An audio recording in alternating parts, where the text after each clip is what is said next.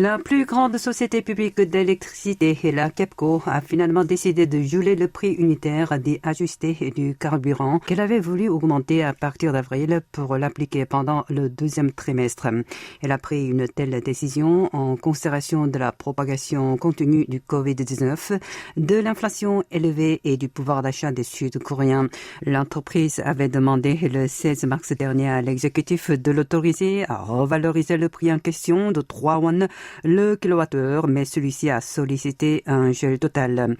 En dépit de ce blocage, la facture d'électricité des Sud-Coréens augmentera au final de 6,9 won le kilowattheure dès le mois prochain. La raison, le gouvernement avait déjà annoncé des hausses respectives de 4,9 won le kilowattheure des cours de base du combustible en avril et en octobre, ainsi que celles des contributions climat et environnement de l'ordre de 2 won dès avril.